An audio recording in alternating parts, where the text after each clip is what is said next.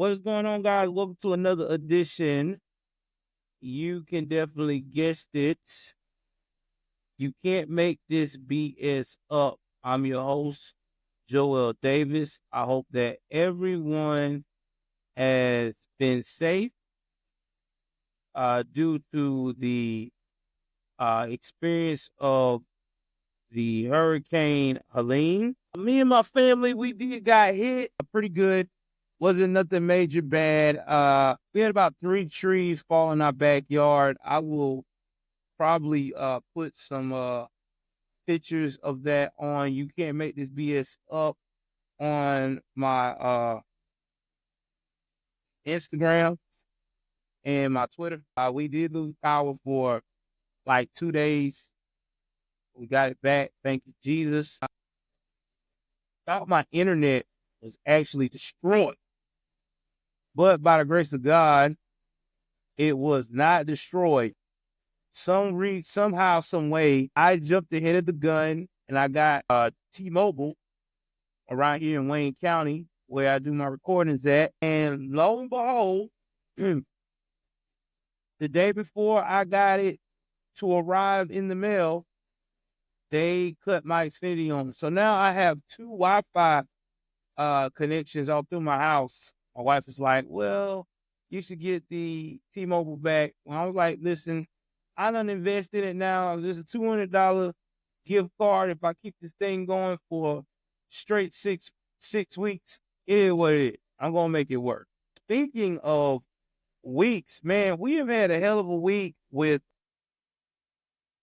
this whole podcasting. Y'all know I'm still learning the podcast game. I'm definitely still learning the podcast game. And let me tell you guys, we have got a lot of recognition for this podcast. I mean, I'm not trying to grow. I know it's probably small to a lot of people, but to me and my wife, who is my manager, it's a blessing. Because, you know, anytime you get people that believe in you, you want to continue to keep it going. So I'm going to go ahead on and give y'all the overview of what we have had. So this has been the last 30 days. We've had about 182 impressions.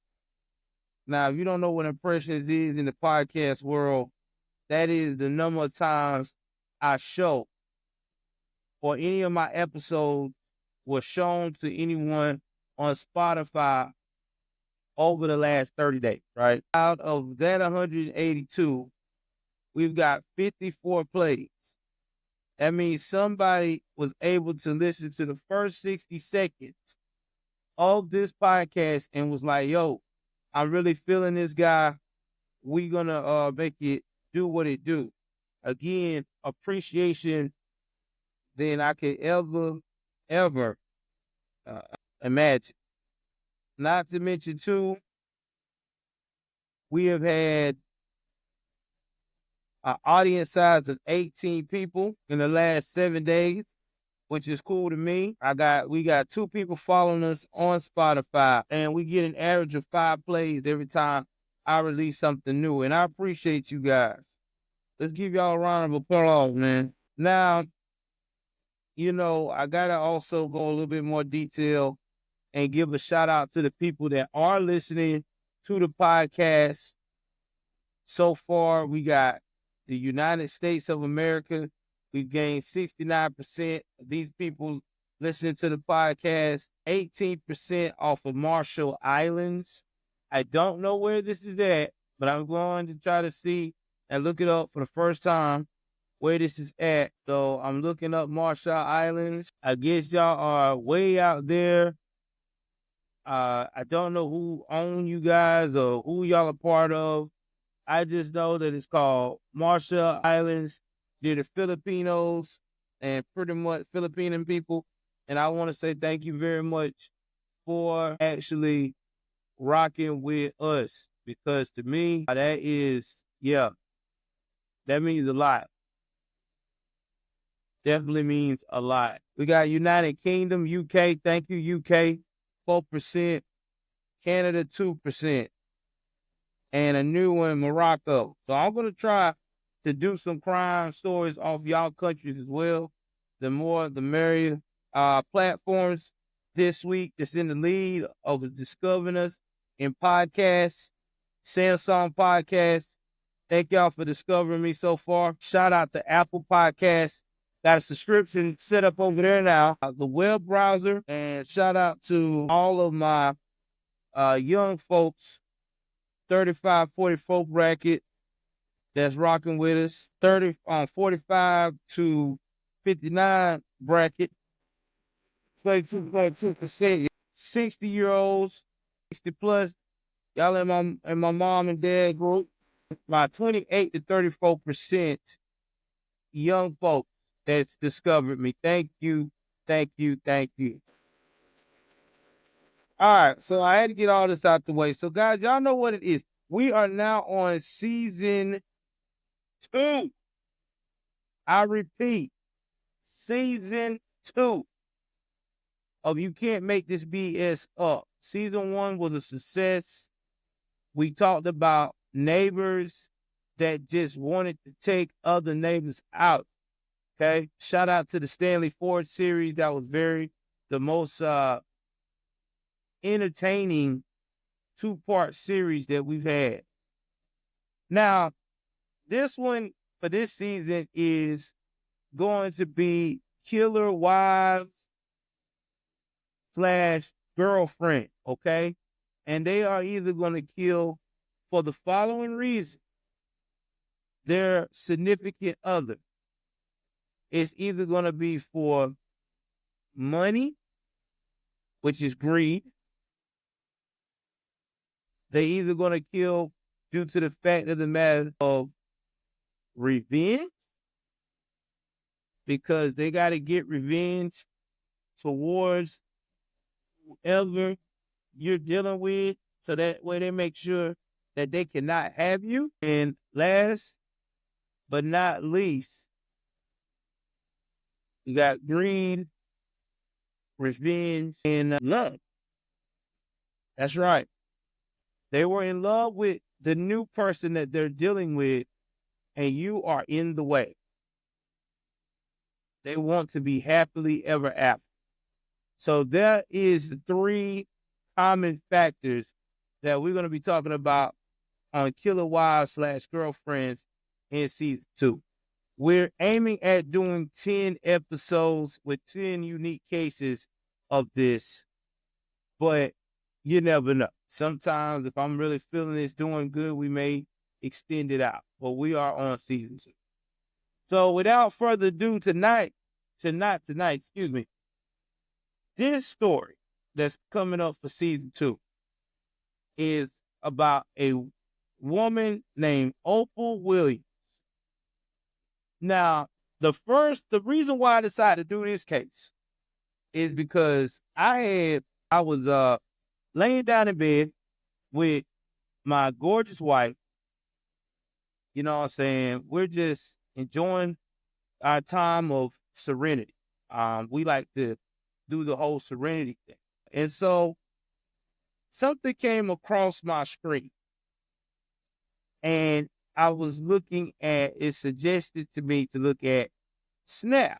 So I was like, all right, we'll look at Snap. You know, I'm not the type of guy to really get into those type of things, but, you know, right off the bat, sometimes you and I and everything, but I'm with Snap because I have to be in the mood for Snap. Because there's so many other crime stories that I see. And I went out here and, you know, I was able to actually see this story of a woman named Opal Williams. And so I was like, man, first of all, this name is like so old school.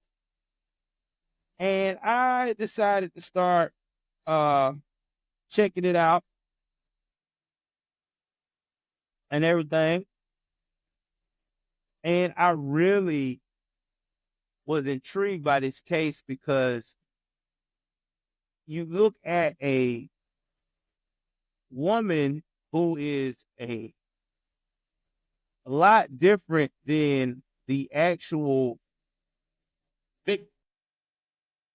And she has this swagger to where she know how to command a room. And let me tell y'all something. There's a lot of women out here who are like that. They know how to command a room.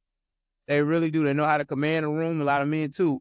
And they know how to really get people to eat out of the palm of their hand. And what also drove me to the store, because Opal Williams was one of those women that she seemed it so giddy, but yet she had this side about her that makes you like say, "Oh my God, she's sneaky." I don't know what it is about a giddy woman that can be sneaky, but to me that is it's like very scary, because you're dealing with somebody that can actually come off as genuine, very into you or into whoever, and then turn around like, all right, I'll show you better. I can tell you, asshole. And so it's scary. It really is. So we're gonna do this different. We usually talk about what was going on in the history when someone is born, but we're gonna talk about what was going on in the year 2015 when this crime take place. So y'all know what it is. It's time to go to history lesson. Let's do this, baby. We're not gonna take long, because when we doing these cases, we wanna make sure that it's nothing crazy. So let's look at the timeline and let's talk about what happened in 2015 in the United States of America. So we're going to start with some of the hot stuff that happened in March. Round about that time, Joseph Battalion strikes down the Nebraska's ban on same-sex marriage, pending by an appeal by the 8th Court Appeals. Shout out to the LGBTQ plus alphabet community. A win for you guys. Yeah, hold the applause. Let's see here. Back then, President Barack Obama signed an executive order declaring Venezuela a national security threat to the U.S. Let's see what happened all in that year. You had protests in Baltimore, Maryland, Baltimore City Hall, to the Inner Harbor against the April 19th death of Freddie Gray, who was in police custody, soon turned violent when extensive property damage, looting, numerous arrests, and injuries of both police officers and citizens being reported. See what else also happened that year. Rachel Dolezal, which I'm going to try to do a story about her on my Patreon, resigns as president of Spokane, Washington, chapter of the National Association for the Advancement of Colored People, the NAACP. Got my thoughts about them. I digress. After allegations that she had lied about her race, claiming to be a black woman, but she was actually white. Yeah, that was a little awkward, ain't it? And let's see what else we had going on that really blow to everybody's mind. And last but not least, we had Defense Secretary Ashton Carter announces that all combat roles in the United States military must be open to women by April 1st, 2016. So yeah. That what was going on in 2014. Now, 2015. Now we're going to go a little bit more into the story now and talk about what happened to this lovely couple. Now, again, like I said, this is fair use with the pictures and stuff. I will really encourage everyone to join our, man, what is the thing called? We just had it tip of my tongue. My Patreon. Yes, please join the Patreon. You'll love it. It is totally different. Like I said before, totally different. You ain't got to worry about any of the. You don't have to worry about any of the necessary moments where you can't get all the information you want. This also is streamed on YouTube, so I have to be careful what type of pictures I put up. So all the more graphic, more in-depth pictures, possibly autopsy, stuff like that, man, it's hard for you to find on these cases. We'll have it on Patreon. And on the Patreon, too, we'll also have cases about what's going on with recent celebrities and things of that nature, too. So, yeah, check it out. My Patreon is very good to get acquainted with. So, it is March the 17th, 2015. A Metro police officer does a routine check under the banks of the White River of Indianapolis, Indiana. Now, this officer discovered a van abandoned near a former homeless camp. Now, when he sees this, he's going to run the plate of the van and realizes it's Stephen Williams' van. Stephen Williams is currently a missing person. So, with that being said, he's like anyone else is wondering, oh my God, what can we do to help this guy out? Stephen Williams is the guy you see right here in the picture with this young lady on the left, who is Opal Williams. 3 days earlier, the police got a report from Stephen Williams' wife, who is Opal Williams that you see in the picture here, that he was missing. This happened on March the 14th, 2015. Now, Opal also stated too now that she had not heard from her husband since March the 11th, 2015. Okay, 3 days prior. She also told the police and a 911 operator and police as well that her husband has not been at work. He has not been seen by no one that they know in their immediate circle.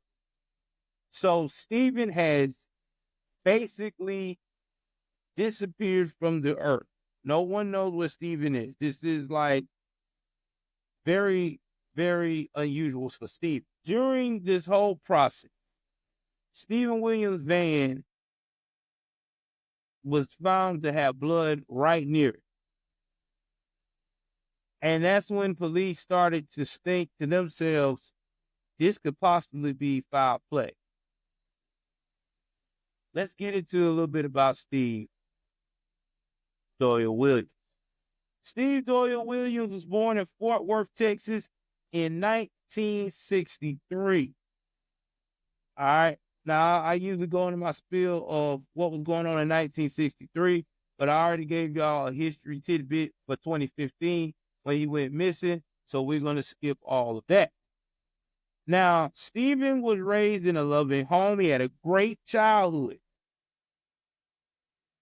Now, his parents, they got divorced when he was real young.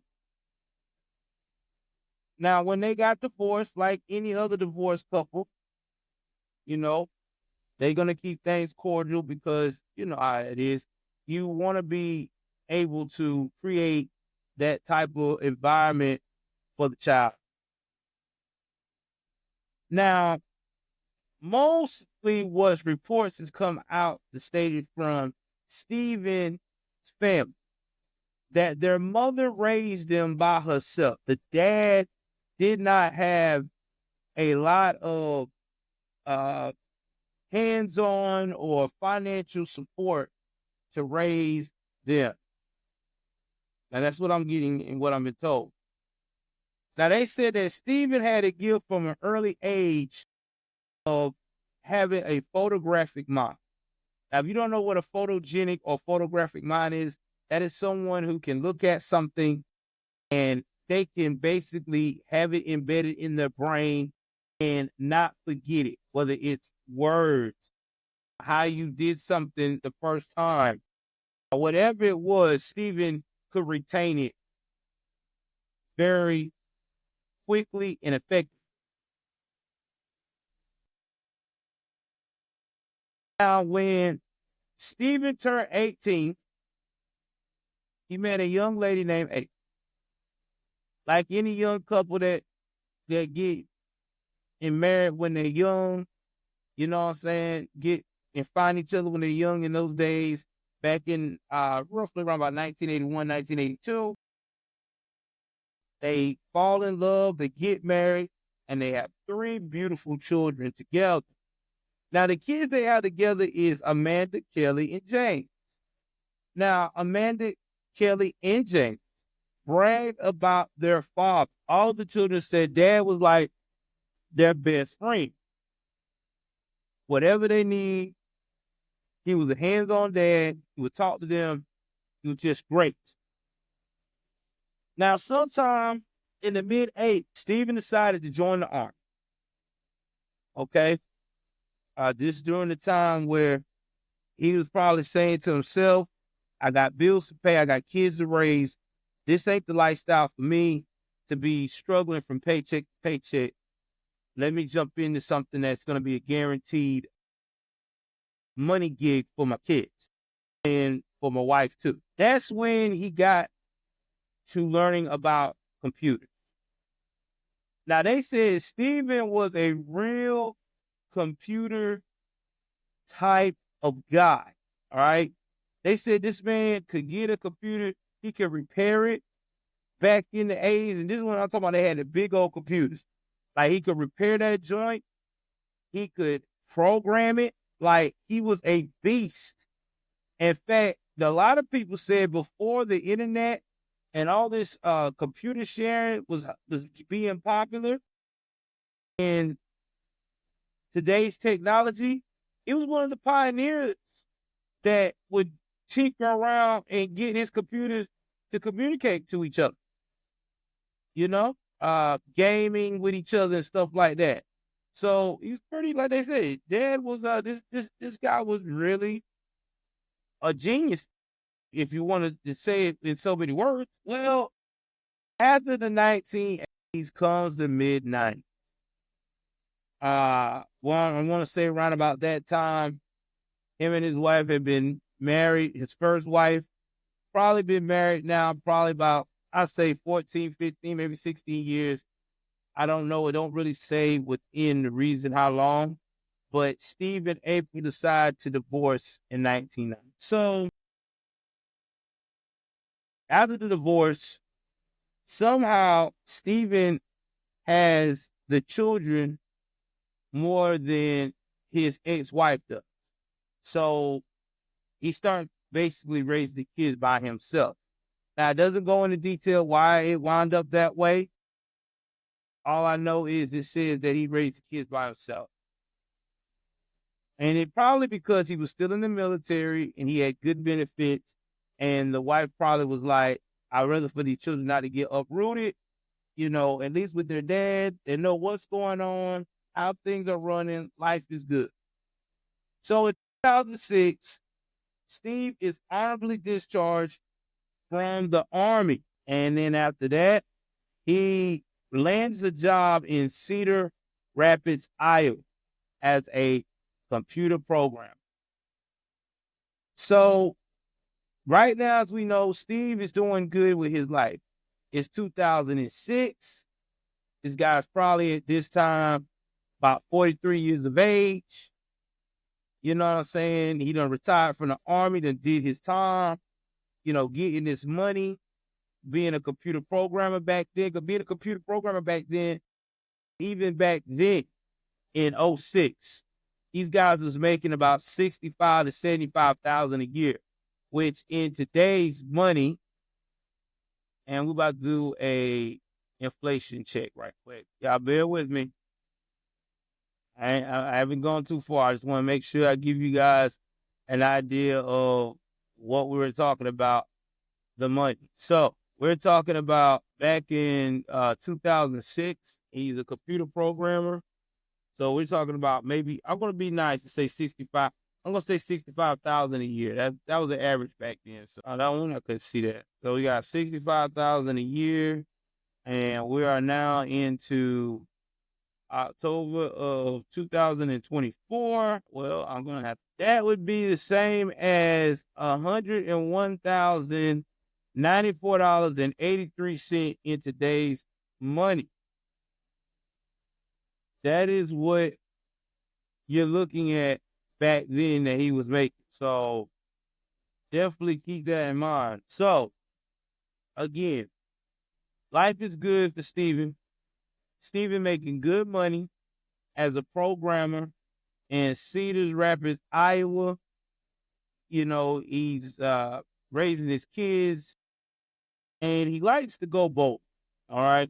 This is what he liked to go out with his friends. I mean, excuse me, not bowling. He liked to do karaoke bars. That was his thing. He liked to do his karaoke bar with his homies and just live it up. So one day, on a spring night in 2006, he was out with one of his friends, and he meets this young, impressionable lady named Opal Drevenstead at the time. She was 25 years of age. So he sees this girl, and he just is enamored by what he sees. He's like, okay, all right. And he started putting it on thick and basically letting this young lady know, like, yo, you know, I like what I see, and I want to make sure that you know that I know I can do things for you. You know how older men is. You know, they see a good looking girl, or, you know, and put on it thick. Like, hey, you know, I could do this for you, that for you. You know, the things that a lot of younger women who are very impressionable at that age of 25 to 35 wants to hear. I can look out for you. I mean, that's just that financial security that women yearn for. So let's give you a little backstory about Opal and her history. All right, so Opal was born around about October of 1979. And she was born in a little town called Aurora, Illinois. Now, this is not that far off from Chicago. It's a suburb from Chicago. She was raised by her father. Now, her father was a trucker, okay? He loves to be on the road, running with the 18-wheeler. And she loved being around her dad while he was driving these big rigs and seeing the open road. Now, just like Steven, when she turned 18, she found the man that she was interested in named Don. And they got married. And they had two kids. And the two kids they had were two sons named Steven and Dakota. Now, she was a good mom. From all accounts, people said she put her two kids first. But she divorced Don after 2 years of marriage. Now, when she met Steven, Opal was not in the best situation. Okay, Opal was having a custody battle with her husband Don.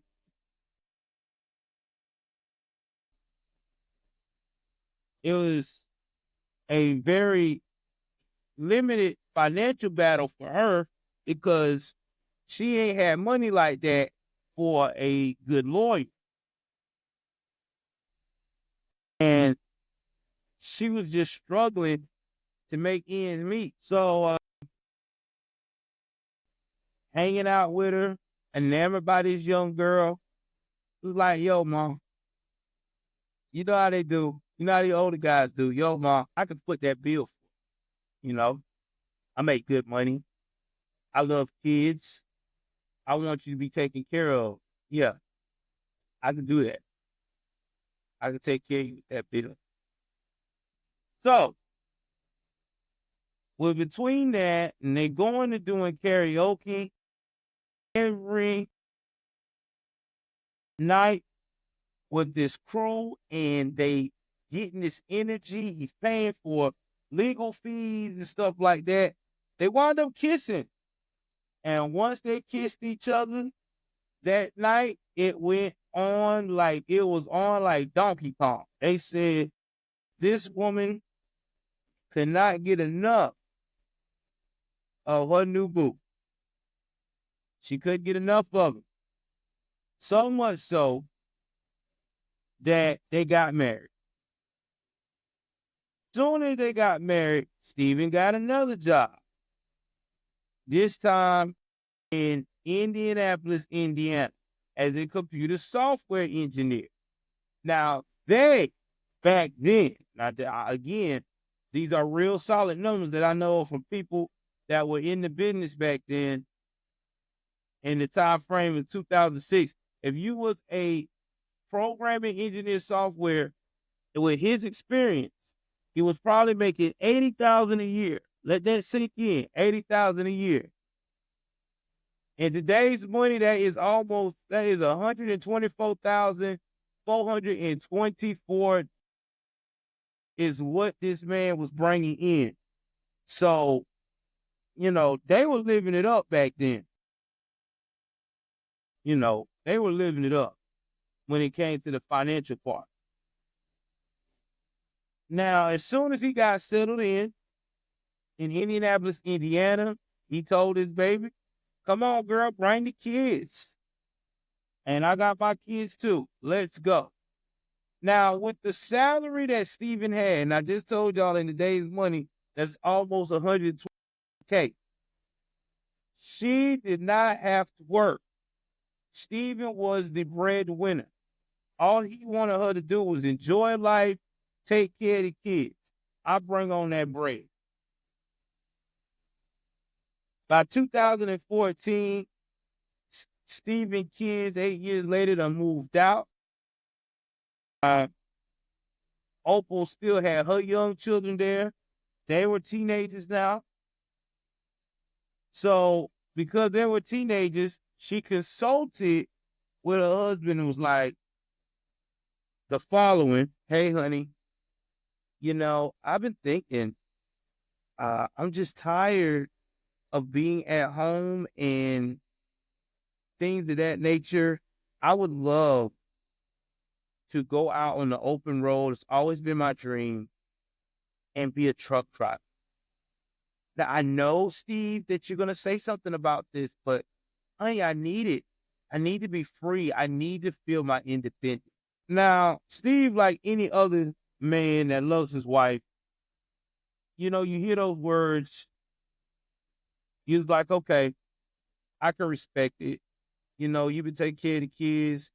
I'm out here always putting bread, putting food on the table. Two incomes is better than one. And then you actually doing something you actually enjoy. Okay, yeah, let's do it. Well, soon this whole truck driver thing started to put a strain on this relationship. Okay, because the truck driving was not the only thing that was going on. But we'll get to that part short. It got so bad with this whole arrangement of Opal's gone all the time. He's at work. And then when she is home, they're like two ships passing in the day or night. He either doing his thing, she's doing her thing. They were sleeping in separate rooms.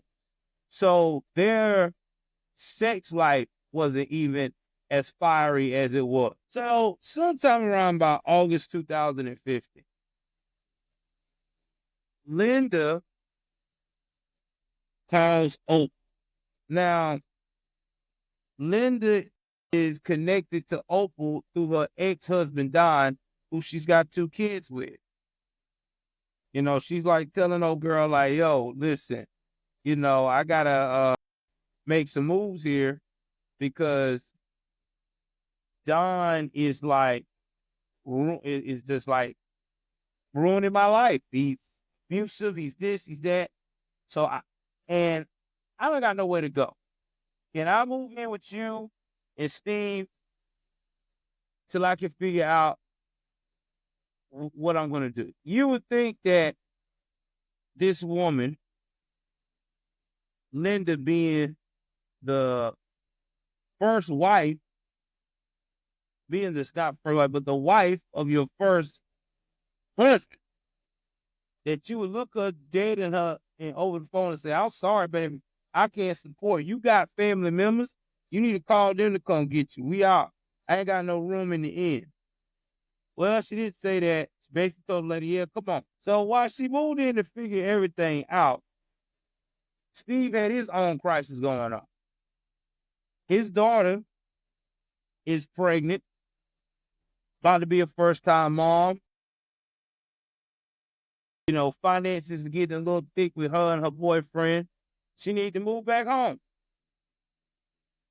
Steve, being the man he is, loving his family, said, "Yeah, come on, we'll make it work." So now you got the daughter back into the home, which is Amanda. Make sure I'm right. That's her name.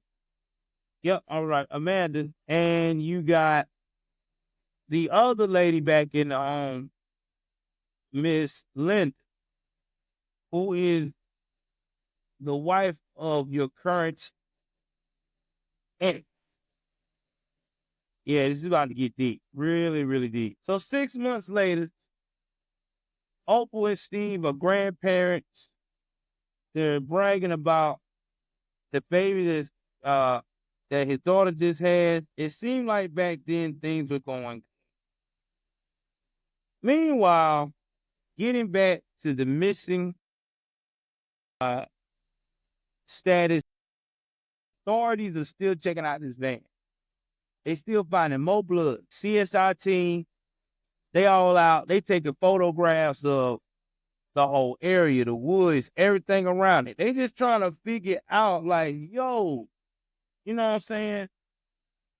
Where is this Steve, man? So, stuck in this dilemma, they can't find Steve. They're like, I don't want to leave this van here because we need to get it back to where we need to give it back to do further research. But at the same time, I do need to make sure that CSI use extracurricular tools to find out all of the evidence that we may have overlooked. Shout out to the lead detectives and lead CSI team members or member that think outside the box to take care of business to get the results for the family and for the wheels of justice. Now, again, the police is still talking with Opal much as they can. Opal tells them, well, the last time she saw Steven was 4 days earlier. He was at a restaurant along with family friend Ricky King and Charles Layton Jr. Again, I want you to focus on Ricky King. Keep that name in mind because when you go over and listen to this podcast, he's going to be a very important character in this case. I'm going to put it like that. So, meanwhile, she's talking to the police via phone. She says Opal claims that her and Ricky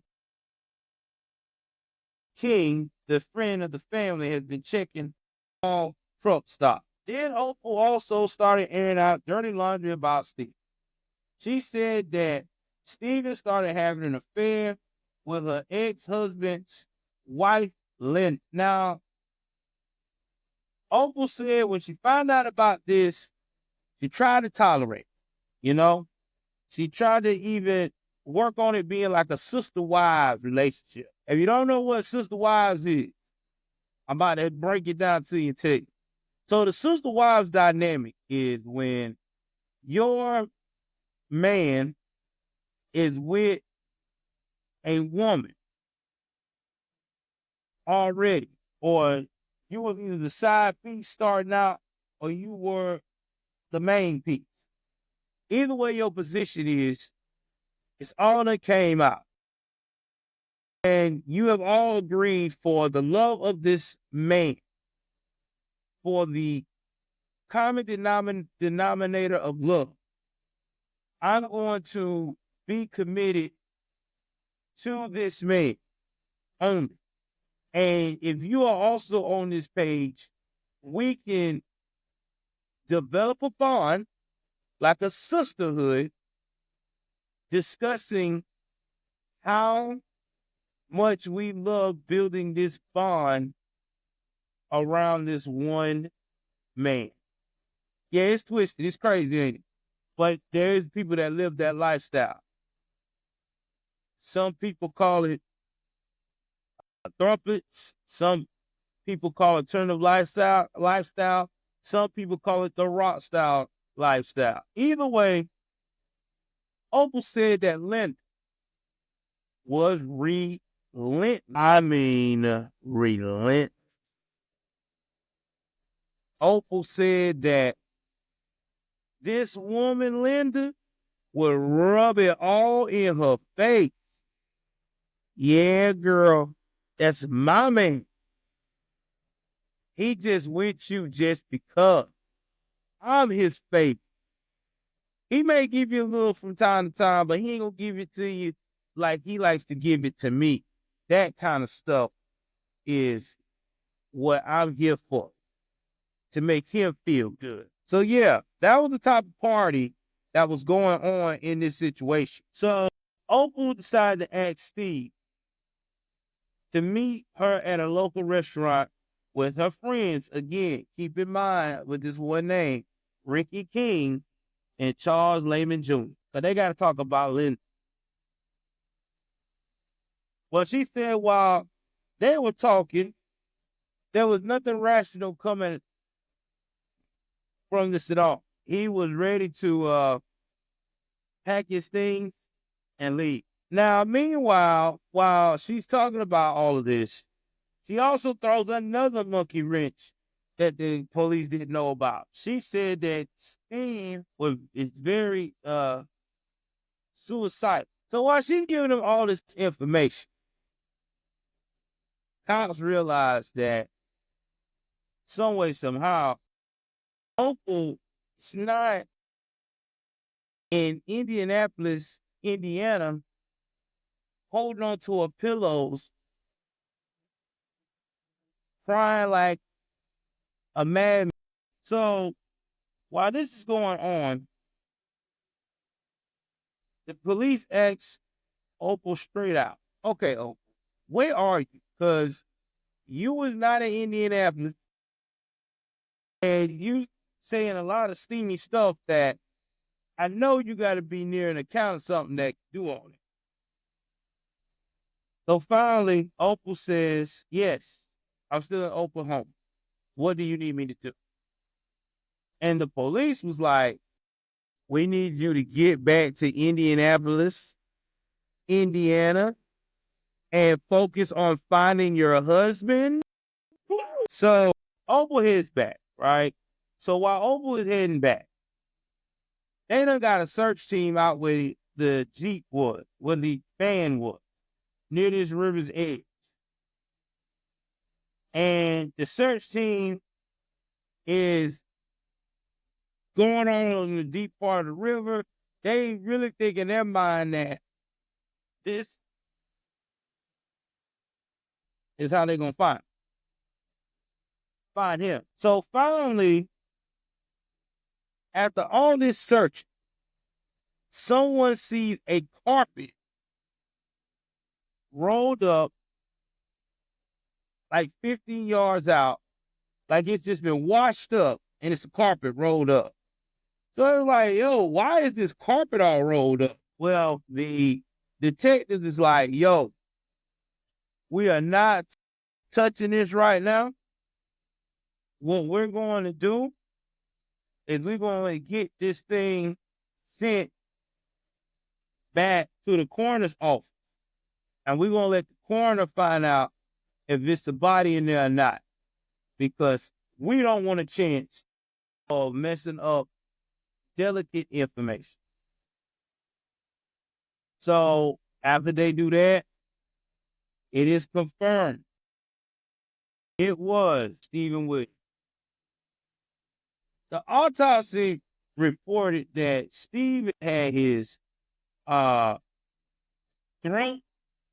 cut, and so the police automatically goes into, we got to find this person immediately. We got to find out what happened and what went down with Steve. So while that is going on, get back to the autopsy. He's going to reveal that his throat had been cut. And right now, Linda's just suspect. Meanwhile, they can't find Linda. They're like, well, where's Linda at? Anyway, they find Linda. Let me rephrase that.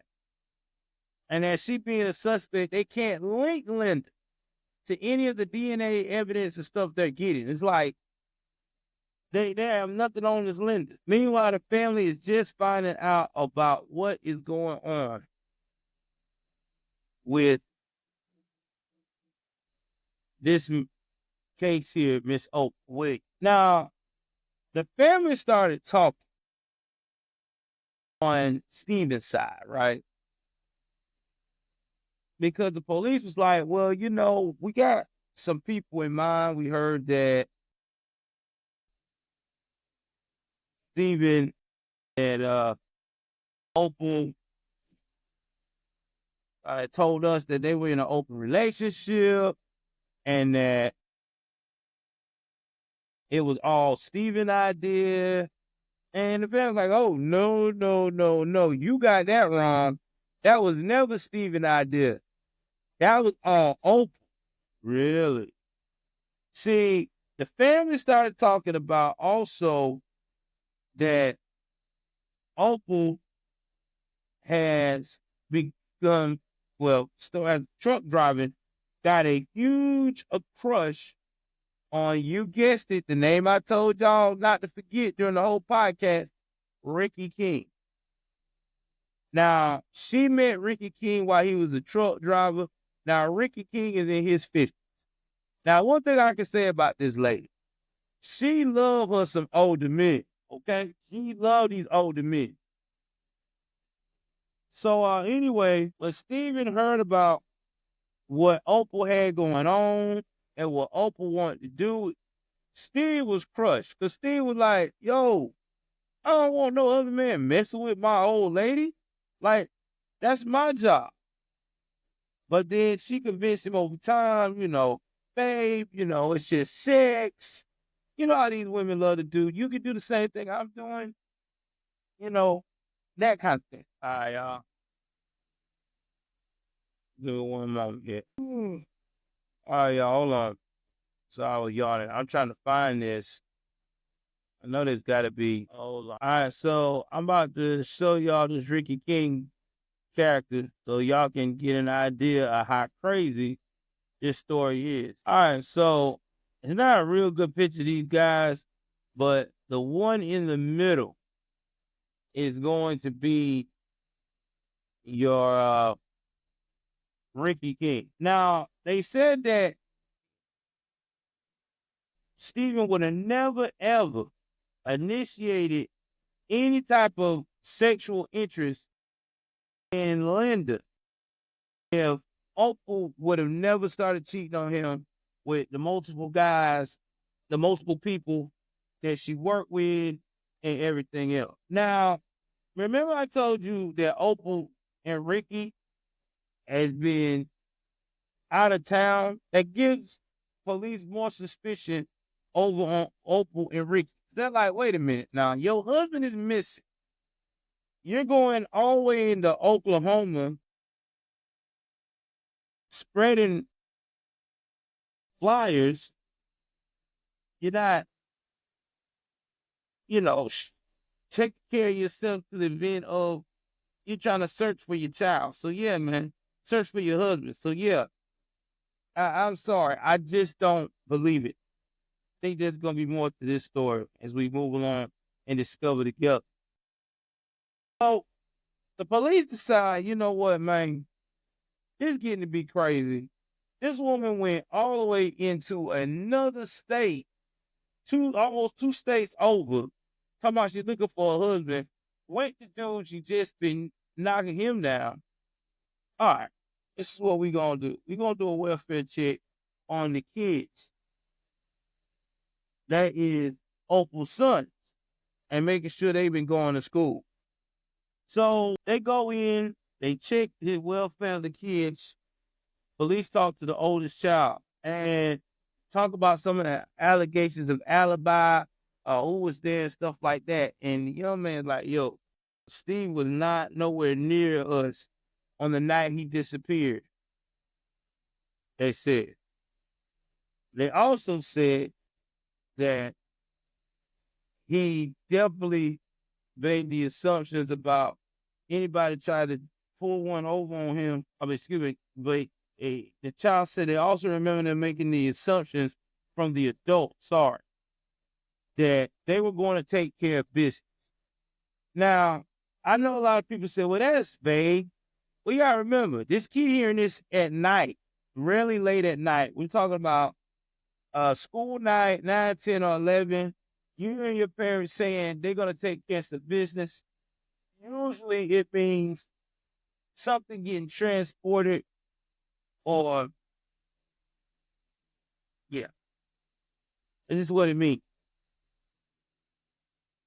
And then they also tell detectives that Ricky and Chris, now Chris Lehman, Chris Lehman Jr., I want y'all to keep that in mind too, decided to drop him off at grandma. Ricky and Chris, Stephen begged her to come back home after Linda left. They reconciled and decided not to divorce. And he didn't, and after that, it seemed like they was headed to the right track. So anyway, while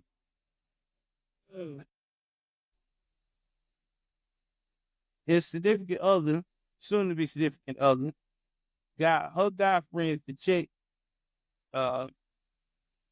Stephen. Charlie called her and stated they killed Stephen. She claimed she didn't murder her husband, right? And Ricky also made that same statement too. Like, yo, we didn't mean him, we did not intentionally murder this guy. And then Charlie, this young man right here, and I always call them the most impressionable ones, he was getting told by her that this man was beating her. Imagine that. It's always, I'm getting beat. So anyway, she also said she did murder her husband. She said she was being abused. She was going to share $100,000 worth of insurance, and they agreed due to alleged abuse and money. Now, they call up Steve, right? And say, hey, man, something going on with old girl. We need you to come there immediately. Now, they know Steve still cared about his wife. So when Steve arrived, he started seeing that things weren't gelling right. And that's when he knew that this was a setup. Now, during the whole commotion here, Charlie stabbed him in the chest. They called Opal, and Opal had a chance to call it off, but she didn't. They rolled this man's body up and threw him away like a piece of trash.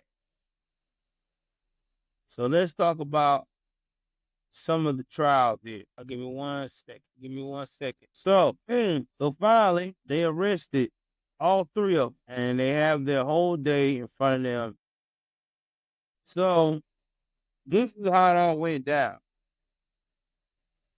These two men decided to go and kidnap Steve and do what you need to do. Anyway, they said that the two men let Williams make one final plea to his wife on a cell phone to spare his life, court records say, before she told the pair to do it. Opal 35, Ricky King 56, and Charles Lehman Jr. 20 were charged in Marion County on Tuesday with murder and conspiracy to commit. The investigation began on March the 14th when Opal Williams reported her husband missing to the Johnson City County Sheriff's Office. According to court documents, she told police her husband was the last seen in the couple's van at Wendy's on US 31. She said her husband drove to the fast food restaurant following an argument. Now, that night, a conservation officer located a road in bound carpet along the riverbanks. Court document says the body of Stephen Williams was found inside. It is determined that his cause of death was a stab wound to the chest and multiple lacerations to the throat and neck. Lord have mercy. That night,